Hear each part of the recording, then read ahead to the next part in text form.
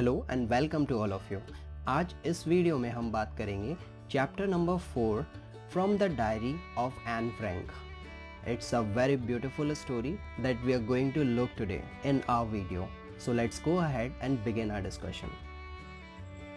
ये chapter from the diary of Anne Frank, एक 13 साल की स्कूल की लड़की एन फ्रैंक जो कि कुछ हद तक डिप्रेशन में थी, जो कहती है पेपर में पेशेंस इंसान से ज़्यादा होता है।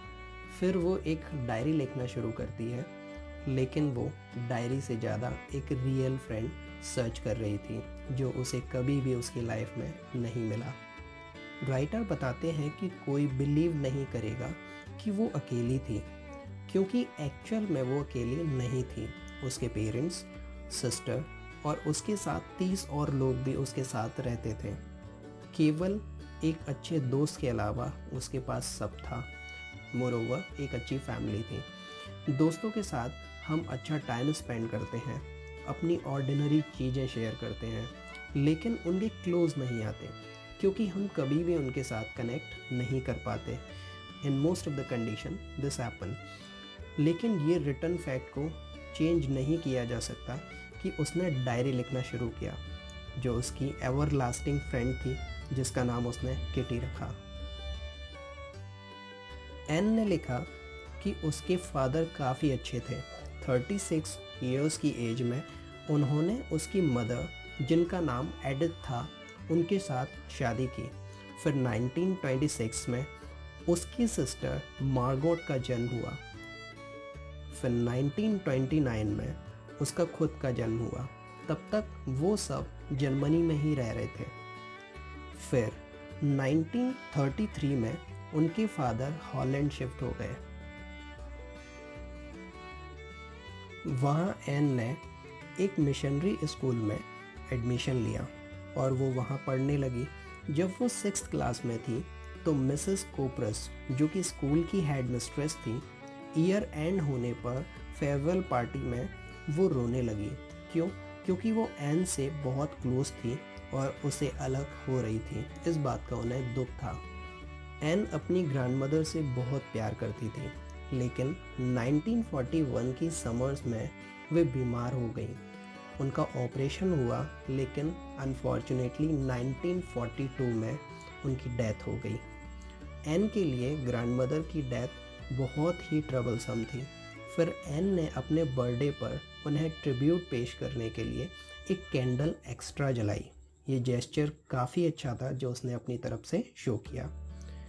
एन ने अपनी डायरी में लिखा कि उसके सारे फैमिली मेम्बर्स बहुत ही प्यारे हैं और वो वहाँ पर बहुत ही खुशी से रह रहे थे और वो अपनी डायरी के लिए बहुत ही डेडिकेटेड थी। ये एन ने सैटरडे 20 जून 1942 को अपनी डायरी में लिखा।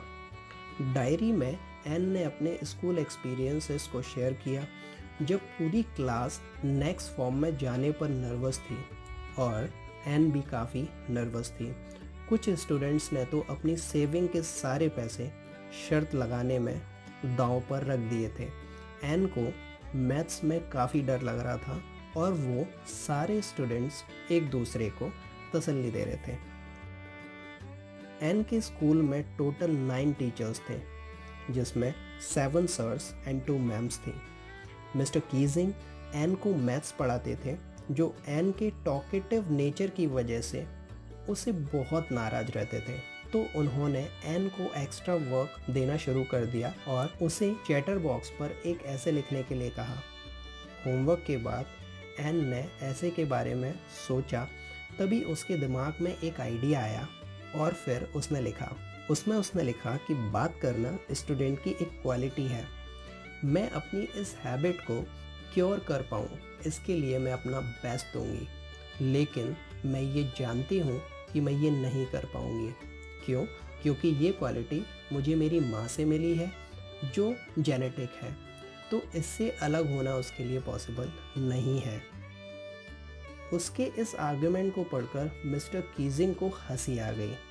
फिर मिस्टर कीजिंग ने एन को एक और ऐसे दिया, जिसमें उन्होंने उससे कहा कि उसे इनकॉरिजिबल चैटर बॉक्स, जिसका मतलब होता है कि बात करने की ऐसी आदत जो कभी नहीं छूट सकती। इसके ऊपर उन्होंने एन को एक ऐसे लिखने के लिए कहा।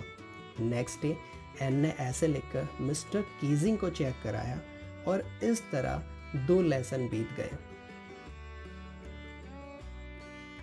और तीसरे लेसन के दौरान मिस्टर कीजिंग ने एन को quack quack said mistress chatterbox पर एक और ऐसे लिखने के लिए दे दिया। ये एन को एक शॉर्ट पनिशमेंट थी क्लास में ज़्यादा बात करने के लिए। इस टॉपिक पर सारी क्लास शोर मचाने लगी और एन भी खुद हंसने लगी। एन ने ऐसे लिखने की कोशिश की और ये देखकर उसकी एक फ्रेंड शैन ने भी ऐसे लिखने में उसकी हेल्प की। इस तरह टीचर एन पर जोक करते रहे, लेकिन दूसरे शब्दों में ये कहें कि वो टीचर पर ही एक जोक था जो उन पर रिपीट होकर फिट बैठ रहा था। फिर एन ने एक रिदमिक पोएम की तरह ऐसे को लिखा। एन ने पोएम को पढ़ना शुरू किया जिसमें एक मदर डक थी और फादर स्वान था और उनके 3 बच्चे थे। बच्चे ज़्यादा क्वैक क्वैक करते थे तो फादर स्वान ने उन्हें काट खाकर मार दिया। ऐसे थोड़ा सा ऑफेंसिव तो था, लेकिन अच्छी बात ये थी कि टीचर ने इसे राइट और लाइट वे में लिया। उन्होंने पोएम पढ़ी और अपने कमेंट उस पोएम पर दिए। उसके बाद उन्होंने एन को क्लास में बात करने के लिए अलाउ कर दिया और एक्स्ट्रा वर्क देना भी बंद कर दिया। और तब से मिस्टर कीजिंग के बिहेवियर में इतने चेंजेस आए कि वो क्लास में भी हंसी मजाक करने लगे।